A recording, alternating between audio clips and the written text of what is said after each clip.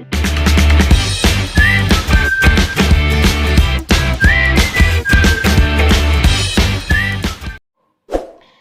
Everyone, welcome to our YouTube channel success thunder. तो ये है हमारे ब्लड रिलेशन की जो हमने सीरीज शुरू की है 0 to हीरो वाली, उसका पार्ट 3। तो आप क्वेश्चन का एक स्क्रीनशॉट ले लीजिए फटाफट से। और अगर ये आप पार्ट 3 ही पहली बार देख रहे हैं या हमारे चैनल पे पहली बार विजिट कर रहे हैं तो आप एक बार पार्ट 2 एंड पार्ट 1 इसका ज़रूर देख लीजिएगा, मतलब शुरू से देखिएगा ताकि आपको चीज़ें बहुत अच्छे से क्लियर हो पाएँ। और पार्ट 1 एंड पार्ट 2 की जो लिंक होगी वो मैं डिस्क्रिप्शन बॉक्स में दे दूँगी, ठीक है।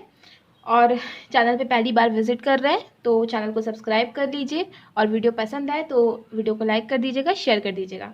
चलिए अब क्वेश्चन को पढ़ना हम लोग शुरू करते हैं। लाइन बाय लाइन क्वेश्चन को हम लोग हिंदी में पढ़ेंगे ताकि चीज़ें सभी बच्चों को, कोई भी मीडियम का स्टूडेंट है उसको क्लियर रहे, ठीक है। अब क्वेश्चन को पढ़ना शुरू करते हैं।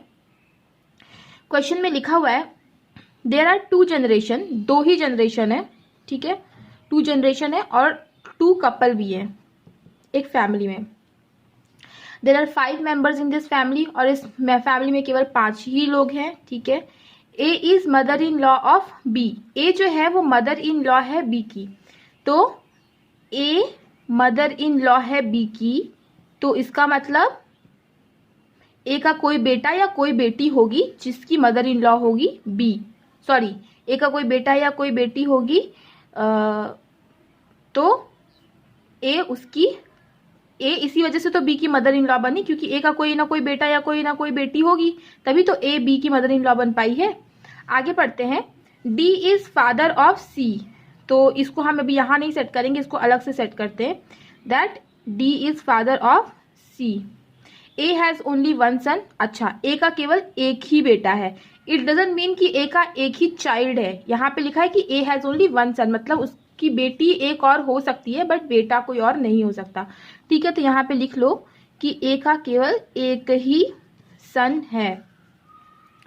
सी is nephew of E, nephew देखो 2 शब्द होते हैं, निफ्यू होते हैं, नीस होते हैं। बहुत लोगों को इसका मतलब पता भी होगा पर मैं बता दे रही हूँ जो मान लो कि नए नए प्रिपरेशन शुरू कर रहे हैं उनके लिए, कि निफ्यू का मतलब होता है भांजा और नीस का मतलब होता है भांजी। तो सी क्या है, ई की भांजी है, मतलब ई का कोई ना कोई भाई या बहन होगा जिसकी बच्चा होगा सी, राइट। ई का कोई ना कोई भाई या बहन होगा जिसका बच्चा होगा सी, और हमें पता है कि डी जो है वो फादर है सी का, ठीक है, पता है हमें। अच्छा, तो ये जरूरी नहीं है कि ई जो है वो डी का ही भाई हो सकता है डी की जो वाइफ हो उसका भी भाई हो सकता है ई, ठीक है। तो अभी फिलहाल ऐसे लिख लेते हैं हम लोग, इस चीज को हम लोगों को माइंड में रखना है कि ई जो है वो डी का भी भाई या बहन हो सकता है और डी की वाइफ का भी भाई या बहन हो सकता है, ठीक है। अच्छा, ई इज अनमैरिड वुमेन, तो ई जो है बहन ही है और वो अनमैरिड भी है, तो यहाँ पे लिख लो कि ई इज अनमैरिड वुमेन। अच्छा, इसके पहले एक और लाइन भी दी गई थी कि that B is not married to D, B जो है वो डी के साथ, बी और डी की शादी नहीं हुई है, तो ये भी चीज हम लोग लिख लेते हैं कि बी और डी की शादी नहीं हुई है, यहीं पर हम लोगों ने नोट कर लिया। आगे क्वेश्चन में then who among the following is father in law of B. अच्छा, अब क्वेश्चन में हम लोगों को 5 लोगों को सेट करना था, जिसमें से कि 2 लोग तो कपल थे और 2 ही जनरेशन की चूंकि फैमिली है, तो यानी कि डी और ई इस वाले जनरेशन में आएंगे। चलो, तो जाहिर सी बात है कि जब ई अनमैरिड है तो डी इसके साथ ही डी की मैरिज हुई होगी और सी की मैरिज इसके साथ ही हुई होगी, राइट। अच्छा, ये भी बोला था कि ए का केवल एक ही सन है, तो सी क्या उसका सन है और बी क्या होगी उसकी डॉटर इन लॉ होगी। अच्छा, ई जो है वो क्या है, ई इज अनमैरिड वुमेन है, ई अनमैरिड वुमेन है और ई जो है आंट होगी सी की। अच्छा, ई आंट हो सकती है सी की, बट इट डजंट, ये चीज कहीं पे भी क्वेश्चन में मेंशन नहीं किया कि ई किसकी बहन है, क्योंकि ई ए की भी बहन हो सकती है और ई डी की भी बहन हो सकती है, और दोनों ही केसेस में ई जो है वो बी की, ई जो है वो सी की आंट ही रहेगी, ठीक है।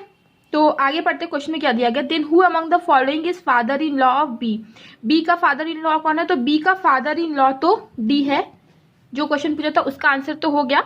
अब ई किसकी सिस्टर है ये चीज़ क्वेश्चन में मेंशन नहीं है, तो हम इस चीज़ को अभी डिफाइन नहीं कर सकते। यहाँ पे मैंने ऐसे ही लिख दिया था, बट ई जो है इसकी भी सिस्टर हो सकती है और ई इसकी भी सिस्टर हो सकती है। ठीक है, तो अच्छा क्वेश्चन था। अब इसमें एक और भी क्वेश्चन इसमें आ सकता है, दैट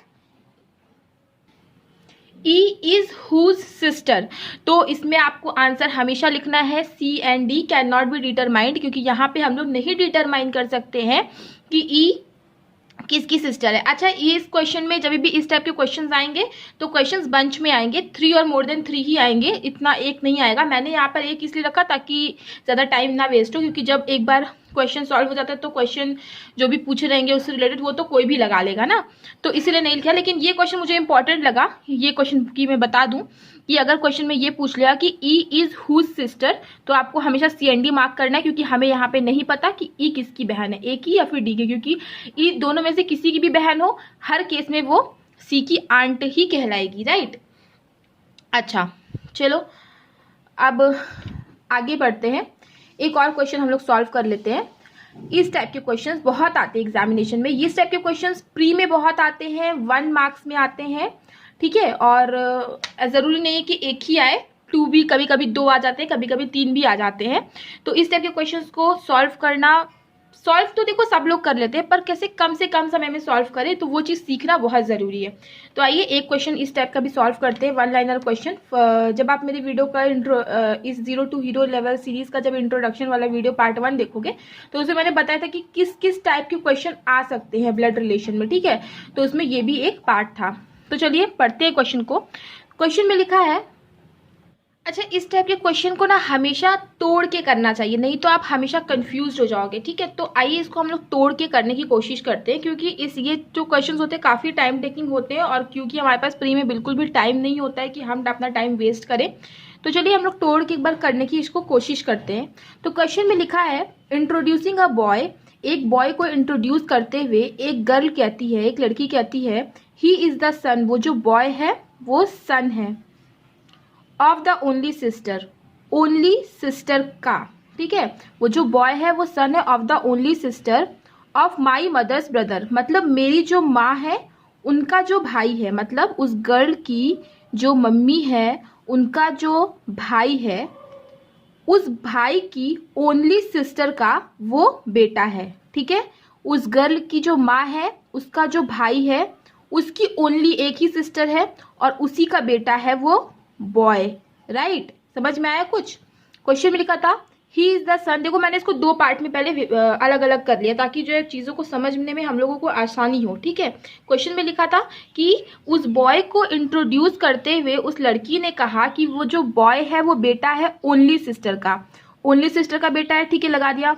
अब वो अपने बारे में करने लगी, तो मैंने अब वो अपने बारे में बताने लगी, तो मैंने इस चीज़ को अलग नोट किया।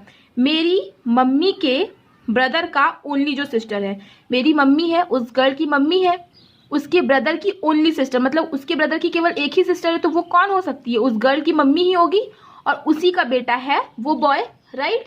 तो क्वेश्चन में लिखा है, how is the boy related to that girl, वो बॉय उस गर्ल से कैसे रिलेटेड है, तो ये बॉय इस गर्ल का क्या हो गया, भाई हो गया, ब्रदर हो गया। तो ये क्वेश्चन हमें ऐसे 20-20 सेकंड में बनाने, 30-30 सेकंड मैक्सिमम में बनाने हैं, क्योंकि हमारे पास तो टाइम होता नहीं है प्री में। तो इस टाइप से अगर आप करोगे तो आप आराम से 20 सेकंड में इस क्वेश्चन को सॉल्व कर लोगे। और ये क्वेश्चन आता है, ज़रूर आता है प्री के एग्जामिनेशन में, और प्री में तो हमारे लिए एक मार्क्स भी बहुत ज़रूरी होता है, मेंस में भी ज़रूरी होता है, पर प्री में सबसे ज़्यादा ज़रूरी होता है, क्योंकि कट ऑफ आप लोग देख ही रहे हो प्री में कितनी हाई जा रही है। तो हर तरह के क्वेश्चन को हम लोगों को सॉल्व करना है। तो फिर चलिए मिलते हैं अपनी नेक्स्ट वीडियो में 0 to हीरो लेवल सीरीज़ के ही पार्ट 4 में, ठीक है। So thanks to all for watching. और इस वीडियो को वॉच करने से पहले आप 1 और 2 पार्ट एक बार देख लीजिएगा, मैं लिंक डिस्क्रिप्शन बॉक्स में डाल दूँगी। Okay, thank you.